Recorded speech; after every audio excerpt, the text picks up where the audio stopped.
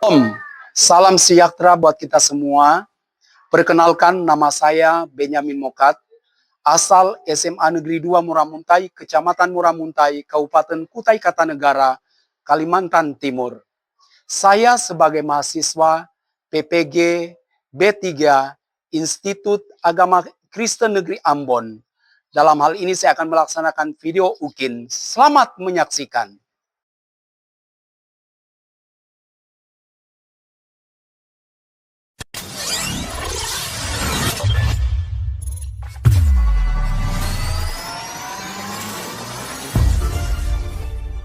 Selamat pagi.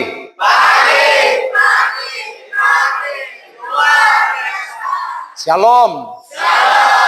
Haleluya. Nanti saudari Mitra akan berdoa. Yesus setia, Dia sahabat kita dalam segala susahku, selalu menghiburku. Dia mengerti bahasa tetesan air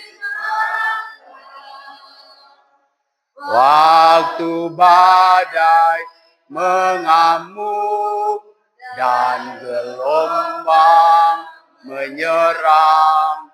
Tuhan Yesus, Yesus setia.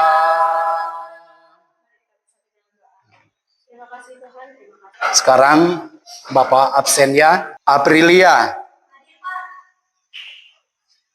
Helena.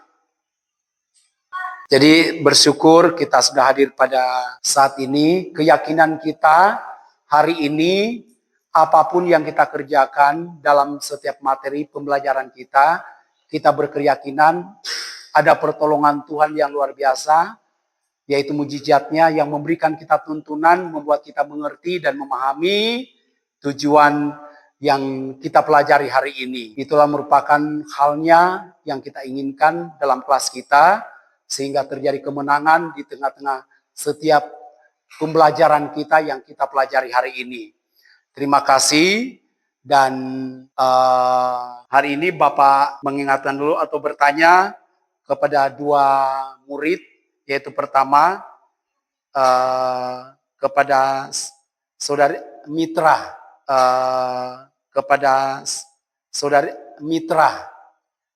apa kebutuhan kalian sebagai seorang pelajar? Ulang ya, apa kebutuhan kalian sebagai seorang pelajar? Terima kasih, tepuk tangan.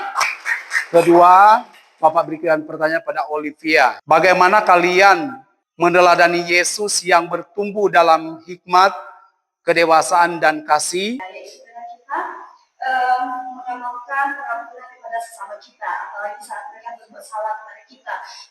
Terima kasih, baik Mitra maupun Olivia sudah menjawab dengan baik. Itu merupakan hikmat, kepintaran yang Tuhan anugerahkan buat semuanya, buat kita pada pagi hari ini. Sekarang kita lihat dalam materi kita, yaitu bertumbuh dan semakin berhikmat. Sekali lagi, bertumbuh dan semakin berhikmat.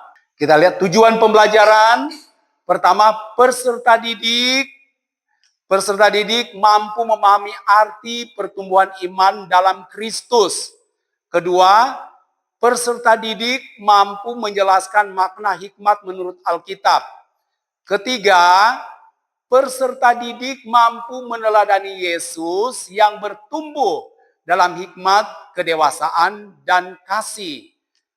Keempat, peserta didik terdorong untuk mengembangkan iman, karakter, dan kebijaksanaan dalam kehidupan sehari-hari. Kita lihat setiap manusia pada dasarnya mengalami proses pertumbuhan. Sekali lagi, setiap manusia pada dasarnya mengalami proses pertumbuhan mulai dari bayi hingga dewasa, pertumbuhan itu tidak hanya tampak pada fisik, tetapi juga menyangkut cara berpikir, sikap spiritualitas, dan relasi sosial. Dalam iman Kristen, pertumbuhan yang sejati adalah pertumbuhan yang membawa seseorang semakin dekat kepada Allah dan semakin berhikmat dan menjalani kehidupan. Alkitab menegaskan bahwa Yesus sendiri dalam Injil Lukas 2 ayat 52 menyatakan Yesus makin bertambah besar dan bertambah hikmat. Bertambah hikmatnya dan besarnya dan makin dikasihi oleh Allah dan manusia. Ayat ini menjadi teladan bagi setiap orang yang percaya, khususnya pada remaja untuk bertumbuh secara utuh. Jadi kita lihat intinya pertumbuhan kita, Yesus pun dari bayi dan sampai dia dewasa, itu ada proses. Apalagi kita sebagai umat ciptaannya, sebagai murid SMA Negeri 2 Muara Muntai, kita akan diproses dari bayi. Jadi bertumbuh, makanya semakin berhikmat. Makanya dikatakan Yesus semakin bertambah besar dan bertambah hikmat. Kita juga semakin sekarang kita sudah remaja ya. Jadi makin remaja dari anak-anak TK, SD, SMP, SMA, karena SMA. Jadi bukan lagi Yesus makin bertambah besar dan bertambah hikmat. Bertambah hikmatnya dan besarnya dan makin dikasihi oleh Allah dan manusia. Ayat ini menjadi teladan bagi setiap orang yang percaya, khususnya pada remaja untuk bertumbuh secara utuh. Jadi tahu membedakan mana yang baik, mana yang tidak baik. Selanjutnya, bertumbuh intelektual, belajar dengan tekun, menggunakan akal budi untuk hal-hal yang benar dan berguna. Paham ya? Jadi dengan tekun menggunakan akal budi kita untuk hal-hal yang benar dan berguna. Hal-hal yang benar berarti yang benar yang menurut tata tertib, menurut hukum firman, menurut tata tertib sekolah, yang apa yang benar, apa yang telah diajarkan, yang benar lakukan. Berarti yang tidak benar jangan dilakukan. Betul ya, sehingga kita bertumbuh secara intelektual, belajar dengan tekun. Berarti belajar dengan tekun tidak pantang menyerah. Benar? Sehingga dikatakan menggunakan akal budi untuk hal-hal yang benar. Jadi situasi kita dari kelas 1, kelas 10, sampai nanti lulus, sampai kita kuliah, pergunakan akal budi yang sehat. Sehingga kita bermanfaat menjadi orang yang berhasil. Selanjutnya, pertumbuhan rohani hidup dalam doa, membaca firman Tuhan dan mentaati kehendak Tuhan. Sekali lagi, pertumbuhan rohani hidup dalam doa, membaca firman Tuhan dan mentaati kehendaknya, kehendak Tuhan, bukan kehendak kalian, bukan kehendak manusia, bukan kehendak guru, tapi kehendak Tuhan. Jadi kita belajar alur-alur yang benar, yaitu firman menurut hukumnya. Selanjutnya, pertumbuhan sosial, yaitu membangun relasi yang baik, saling menghormati, dan mengasihi sesama. Amin. Jadi, membangun relasi, pertumbuhan sosial, membangun relasi yang baik, saling menghormati dan mengasihi sesama. Jadi bukan saling menjatuhkan. Seperti tadi, saling menghargai. Suku apapun, suku Dayak, suku Manado, Toraja, suku Jawa, suku apapun di kelas ini. Saling menghargai, bukan saling menjatuhkan. Selanjutnya, dilihat dalam landasan Alkitab, yaitu Injil Lukas 2 ayat 52. Dan Yesus makin bertambah besar dan bertambah hikmatnya dan besar. Dan makin dikasihi oleh Allah dan manusia. Sekali lagi, Injil Lukas 2 ayat 52. Dan Yesus makin bertambah besar, bertambah hikmatnya, dan makin dikasihi oleh Allah dan manusia. Selanjutnya, Amsal 1 ayat 7, takut akan Tuhan adalah permulaan pengetahuan. Tetapi orang bodoh menghina hikmat dan didikan. Coba lihat dalam Amsal 1 ayat 7, takut akan Tuhan adalah permulaan pengetahuan, tetapi orang bodoh apa? Menghina hikmat dan didikan. Jadi kalau kalian sudah diajar menurut firman, kau tidak melakukan adalah orang bodoh. Berarti mengabaikan didikan. Tapi kalau kalian mendapatkan didikan dan kalian lakukan, berarti orang yang bijak. Dan Bapak yakin kelas ini tidak akan menjadi orang yang bodoh, tapi menjadi orang yang bijak. Berarti seperti 5 anak darah, 10 anak darah, ada 5 anak darah yang bijaksana dan 5 anak darah yang tidak. Sudah dia kalian bersiap, tidak bersiap. Begitu juga kita. Jadi kita mempersiapkan kehidupan kita menjadi orang yang berhikmat dan terdidik, bukan orang bodoh. Selanjutnya, Yakobus 5 ayat 1, tetapi apabila di antara kamu ada yang kekurangan hikmat, hendaklah ia memintanya kepada Allah, maka ia akan memberikannya. Yuk kita kurang hikmat, kurang pinter, minta hikmat kepada Tuhan. Firman Allah katakan, apa yang kita minta, selanjutnya apa? Apa yang kita minta? Akan diberi oleh siapa? Ulangi, apa yang kita minta? Jadi kalau kita berhikmat, kalau kita kekurangan hikmat, minta kepada siapa? Supaya kita bisa belajar apa yang sebenarnya ya. Jadi hikmat itu pergunakan yang baik untuk kemuliaan nama Tuhan. Bukan mempergunakan hikmat kepintaran pada hal-hal yang tidak baik. Selanjutnya, kita lihat pengertian bertumbuh dan semakin berbuah. Sekali pengertian, bertumbuh dan semakin berbuah. Yaitu bertumbuh bukan hanya pertumbuhan fisik, tetapi juga spiritual, moral, sosial, dan intelektual. Dan kita lihat, jadi makin kita pertumbuhan fisik ini, jadi kita kan seorang remaja ya, nanti makin dewasa. Dan makin kita tahu untuk mempertimbangkan ya, saya ini jangan mempermalukan sebagai murid Kristen, tidak akan mempermalukan. Jadi saya mempunyai pikiran yang dewasa semakin menimbang. Yang baik, apa yang guru katakan yang baik itu dilakukan.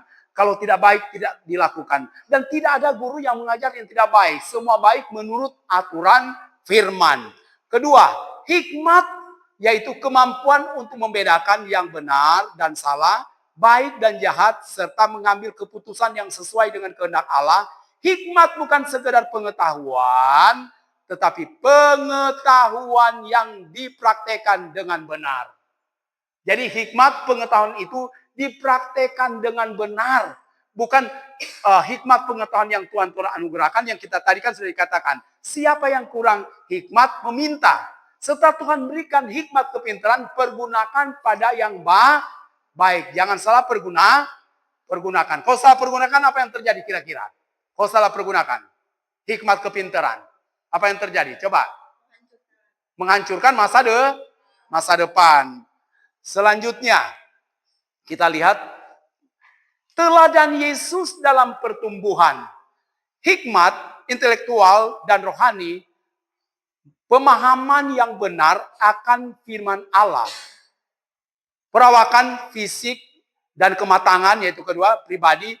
Hidup sehat dan teratur. Kembali dikatakan hidup sehat dan teratur. Kenapa? Karena Tuhan anugerahkan tubuh ini, dia ciptakan sempurna. Berarti kita juga jaga supaya kesempurnaan kesehatan itu yang Tuhan anugerahkan, kita pergunakan baik-baik. Supaya kita jangan kotori ya. Sesuai tadi, tubuhmu jangan kotori karena tubuh kita adalah bait Allah. Harus yang baik. Jadi kalau kita lihat dikatakan hidup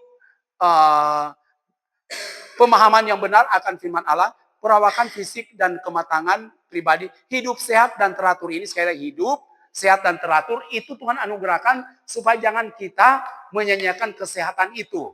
Kalau kita salah mempergunakan hidup ini akan terjadi kalau kita tidak pergunakan akal baik, maka kesehatan kita juga nantinya bisa terganggu. Berdoa, siapa makan kalau berdoa?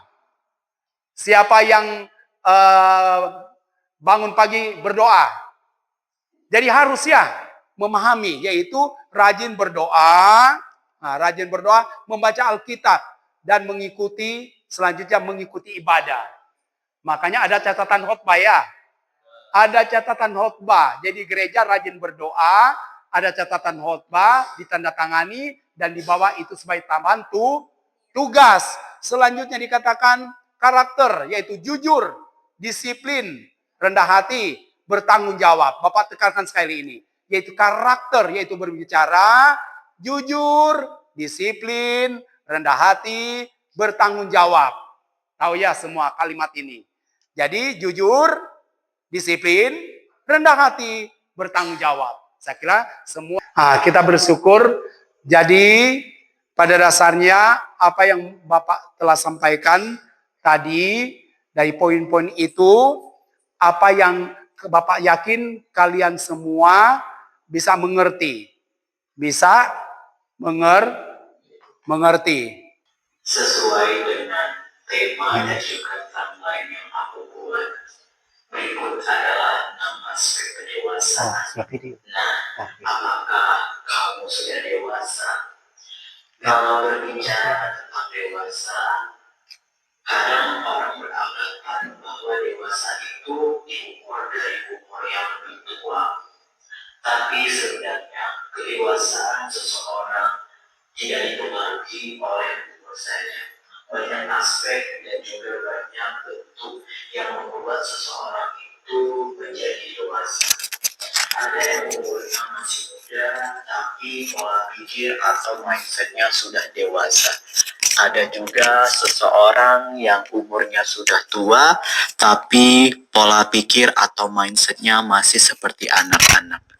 Nah, dewasa secara emosional memiliki arti di mana seseorang mampu untuk mengontrol dirinya dalam memahami dan juga mengelola emosinya. Mereka juga cenderung tidak menganggap emosi sebagai suatu kelemahan, melainkan sebagai suatu kelebihan yang perlu dihargai dan tidak perlu ditutupi. Orang yang sudah dewasa secara emosional, dia tidak akan marah ataupun tersinggung di saat mendapatkan masukan dari orang lain. Justru dia punya. Tapi menjadi tua dan menjadi dewasa adalah dua hal yang berbeda. Orang tentu saja akan menjadi tua, tapi menjadi dewasa belum tentu. Kedewasaan tidak bisa dilihat dari usia saja. Setidaknya ada 6 aspek kedewasaan yang umumnya digunakan oleh ahli psikolog untuk memahami perkembangan kedewasaan seseorang. Dalam aspek tersebut terdapat aspek fisik, intelektual atau kognitif, emosional, sosial, moral ataupun spiritual, dan identitas diri. Nah, berikut aku akan ngebahas 6 aspek kedewasaan tersebut. 1. Dewasa secara fisik atau jasmani. Aspek kedewasaan secara fisik atau akan dirasakan oleh setiap orang saat ia menginjak dewasa, mulai dari tinggi badan, berat badan, serta beberapa organ ikut berubah sesuai dengan bertambahnya usia serta gizi yang dibutuhkan. Bisa dibilang fisik akan berubah secara maksimal dengan terpenuhnya asupan gizi dan juga takaran yang tepat. Selain kedewasaan secara fisik berarti berkembangnya kemampuan organ-organ reproduksi. Hal ini ditandai dengan munculnya pubertas, produksi sperma pada laki-laki, dan produksi sel telur pada perempuan. Perubahan fisik selama masa pubertas ini juga menjadi tanda kedewasaan secara fisik. 2. Dewasa secara intelektual atau kognitif. Kemampuan saat dewasa secara intelektual atau kognitif berarti kita sudah bisa memikirkan hal-hal yang lebih logis dan rumit untuk memecahkan suatu masalah yang dihadapi.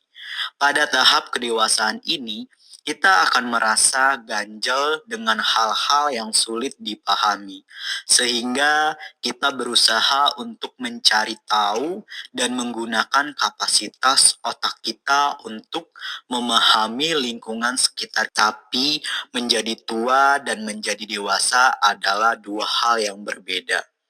Orang tentu saja akan menjadi tua.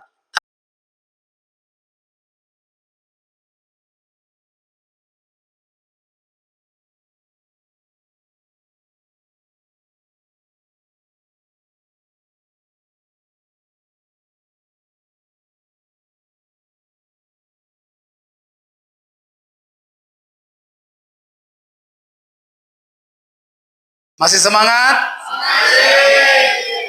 Apa kabar? Ulangi, apa kabar?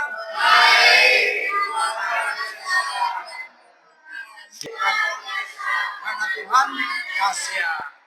Oke, saatnya masing-masing kelompok tampil ke depan dan Bapak yakin dan percaya apa yang dapat sampaikan itu sangat bermanfaat, bukan hanya kelompok 1, kelompok 2, kelompok 3, 4, 5, 6, tapi bermanfaat buat kita semua, baik guru maupun kita muridmu. Nah, sekarang Bapak berikan kesempatan kelompok 1. Shalom.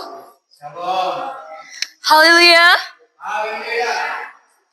Oke, salam sejahtera bagi kita semua. Kami dari kelompok 1 ingin mempresentasikan kalau di firman Tuhan itu ada dua ya, jasmani dan rohani. Maka kami akan membahas dan menerangkan tentang aspek jasmani. Sebelum kami lebih jauh, izinkan kami memberikan sedikit pantun. Burung camar terbang ke pantai, mencari ikan di air yang biru. Mari kita semua mulai dengan semangat tinggi. Semoga presentasi ini sukses selalu. Oke, perkenalkan saya Olivia Graciana Mokat dan rekan seiman saya Antonio Franciscus. Kami akan mempresentasikan tentang aspek. Kali ini kami akan menjelaskan tentang aspek emosional. Aspek emosional adalah bagian dari kepribadian seseorang yang berkaitan dengan perasaan, emosi, dan cara mengelola emosi tersebut dalam kehidupan sehari-hari. Aspek emosional itu terbagi menjadi 4. Contohnya itu seperti kemampuan mengenali emosi diri sendiri. Aspek emosional itu terbagi menjadi 4. Contohnya itu seperti kemampuan mengenali emosi diri sendiri. Tahu kapan kita bisa marah atau kapan kita bisa menahan rasa amarah.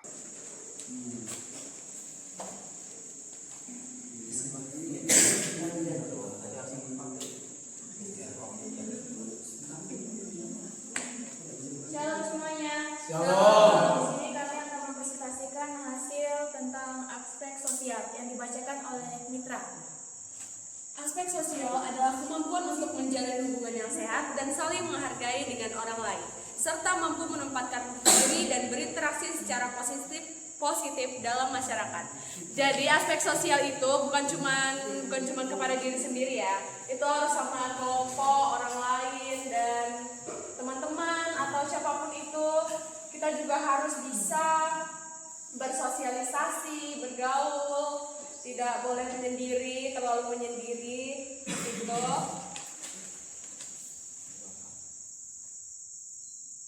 Ini itu adalah dimensi perkembangan yang berkaitan dengan kemampuan individu untuk berinteraksi, berhubungan, dan beradaptasi dengan baik di dalam masyarakat. Bertumbuh adalah berkembang menuju kedewasaan dan kesempurnaan. Dan berhikmat adalah kemampuan menggunakan pengetahuan dan pengalaman untuk bertindak dengan bijaksana dalam menjalankan kehidupan dan interaksi sosial. Proses perkembangan menuju kedewasaan di mana individu mengalami peningkatan baik dalam ukuran tubuh, kemampuan maupun kesempurnaan dalam berbagai aspek kehidupan. Sekian dari kami. Menuju kedewasaan di mana individu mengalami peningkatan baik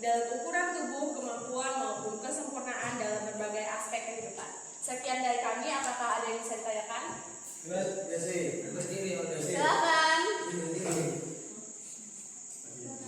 Saya ingin bertanya kepada saya ingin bertanya kepada Kak Mika.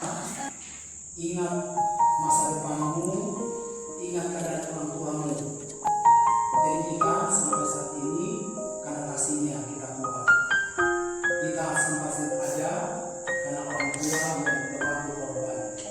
Dan bagaimana nanti masa depanmu terletak pada pribadimu, karena kita telah melihat dalam 6 aspek tentang bertumbuh dan makin berhikmat. Terima kasih. Oke, selanjutnya kita masuk pada kelompok 5. Tepuk tangan dulu.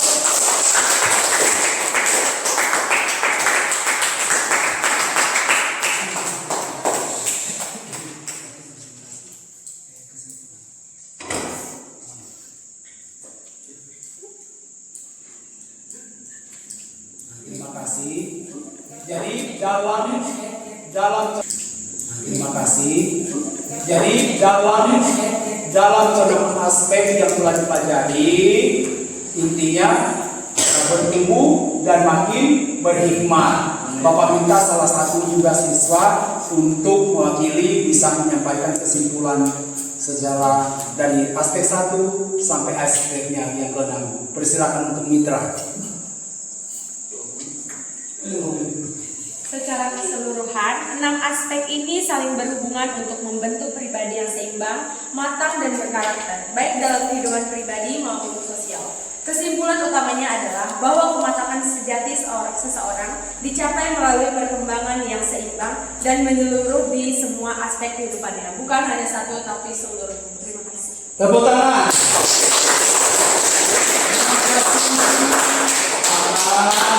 Kalian dengan aktif kreatifnya hari ini sehingga pembelajaran bisa terselesaikan. Nanti kita langsungkan lagi, minggu akan berjalan sesuai jadwal kita, dan terutama iman kita bertumbuh, berakar, dan berbuah. Makin bertumbuh, makin berhikmat. Saatnya kita tutup pembelajaran kita, kami berdiri. Nanti Olivia pimpin.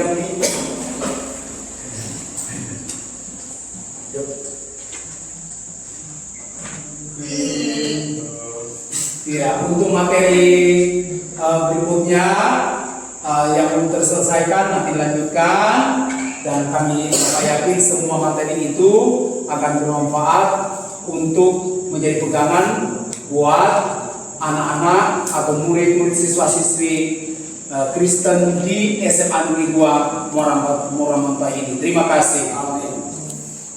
Yesus Baik.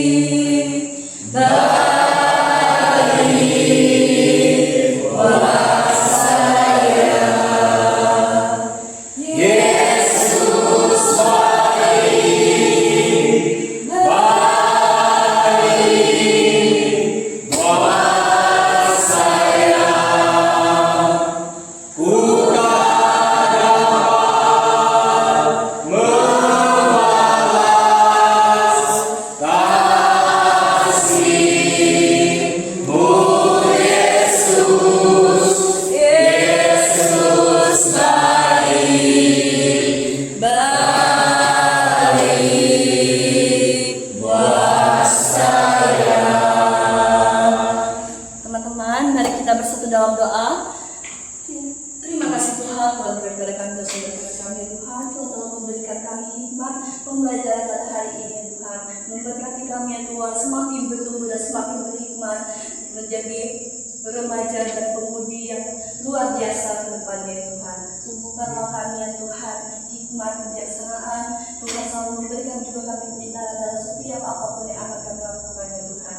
Memberikan roh kebijaksanaan, selalu memberkati mendidik kami Tuhan. Memberkati Bapak Guru kami yang telah menjelaskan berbagai macam materi. Berkati beliau, apapun ke depannya Tuhan selalu memberkati beliau. Berkati juga kami yang sudah hadir pada hari ini dalam segala apapun yang kami rancang ke depannya Tuhan. Tuhan selalu menyertai kami ya Tuhan. Memberkati ya Tuhan. Tuhan selalu menyertai kami. Kami akan kembali ke kelas kami masing-masing. Tuhan selalu memberkati dan menyertai ya Tuhan. Inilah doa kami ya Tuhan. Terima kasih Tuhan. Haleluya. Amin. Terima kasih atas kita semua. Apa kabar semuanya?